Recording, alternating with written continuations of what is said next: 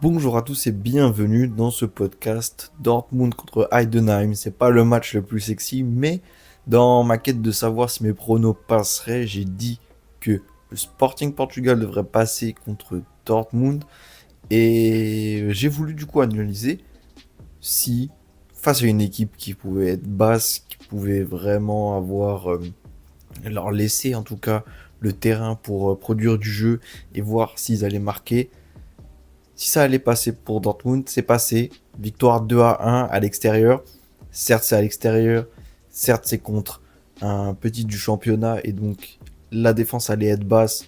Et donc, ils allaient pouvoir avoir du champ. Mais ça m'a pas rassuré forcément. Parce qu'une victoire seulement 2-1, c'est pauvre dans le jeu. Et on en parle juste après.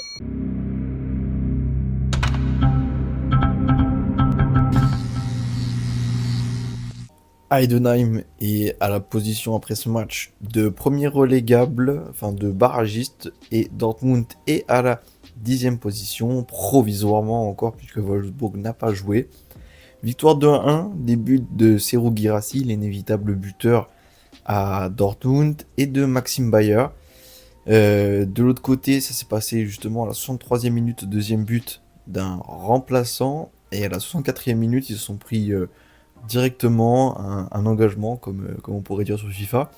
C'est assez criant du niveau de Dortmund qui, certes, avait peut-être une stratégie de laisser les défenseurs amener l'attaque et du coup de passer par Ben Sebaini, par Chan pour initier les attaques. Sauf que il y a dans le jeu, sinon dans le milieu de terrain, on n'a pas vu Brandt, on n'a pas vu Pascal Gross.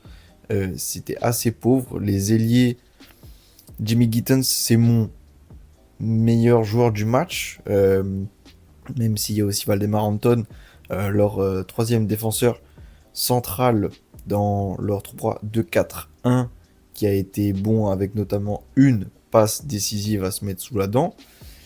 Pour moi, c'est l'anglais Gittens, leur numéro 43, ailier gauche, qui a été le plus remuant. C'est Girassi. Son but, c'est vraiment un ballon un peu cafouillé et pas dégagé par Heidenheim. Du coup, il arrive à convertir, pour une fois, pas de la tête, même si, encore une fois, son arme principale, c'est vraiment la tête. Il a failli marquer un but de cet ordre-là, même si c'était quand même sur Kevin Müller, leur gardien, le gardien d'Heidenheim. Au final, c'est assez inquiétant pour eux dans cette opposition. Face au Sporting Portugal, qui est une équipe très offensive et qui va pas leur laisser le luxe d'avoir autant d'espace. Sabitzer n'en a pas profité. Ben Sebaini est plus haut que d'habitude, même il permute des fois avec Chan.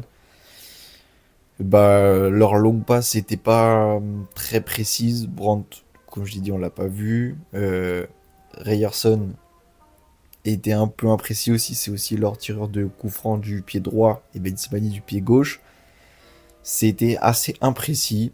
Gregor Kobel, par contre, est toujours assez rassurant et impérial, même si dans cette équipe, voilà, il y a eu à plusieurs moments du match des échauffourées entre joueurs de Dortmund, ce qui indique pas forcément la meilleure santé pour une équipe qui était assurée par l'intérimaire Mike Tulberg et qui va dans le prochain match être remplacé par Niko Kovac. Pas très rassurant. Franchement, je pense que je vais rester sur ce call-là de mettre le Sporting Portugal qui passe face à Dortmund. Et d'autre côté, bah écoutez, le maintien peut être envisageable pour Heidenheim qui a fait un match de... Voilà, maintenant je vais... C'est des matchs que je suis habitué à voir avec le FC Metz. Donc franchement, Heidenheim n'a pas été flamboyant, mais a bien tenu, a mis ce petit but qui est vraiment anecdotique. Si on regarde les statistiques, il y a 11 tirs pour eux. Euh, Pas de grande chance. Du côté de Dortmund, il y en a 4 et 16 tirs pour eux. Le total de tirs cadrés, il est quand même à 5 de part et d'autre. Donc, franchement, il y a quand même quelque chose à se mettre sous la dent, même si, franchement, c'était pas criant sur le match. Il n'en reste pas moins qu'ils sont encore barragistes, que Kiel malgré le match là qui était sexy en Allemagne, c'était le 4-3 du Bayern face au all-time kill qui ne démérite pas, mais donc qui a 2 points derrière eux.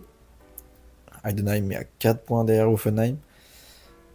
Bochum est à 4 points, donc rien n'est joué encore dans la relégation. De toute façon, il reste encore un grand nombre de matchs. Mais écoutez, pourquoi pas faire sauver leur peau. On verra ce qu'Offenheim fait dans cette journée. Alors, en tout cas, c'est un match pas très passionnant. Un, un bon 5 sur 10 pour donner une note. Franchement, même le buteur Bayer m'a pas impressionné. Adeyemi qui est rentré euh, à la 46e m'a pas impressionné non plus. Et Euskal non plus qui a remplacé Pascal Gross. Je dirais quand même que il y a une plus grande hype et un plus grand momentum de la part du Sporting Portugal qui devrait passer en Champions League.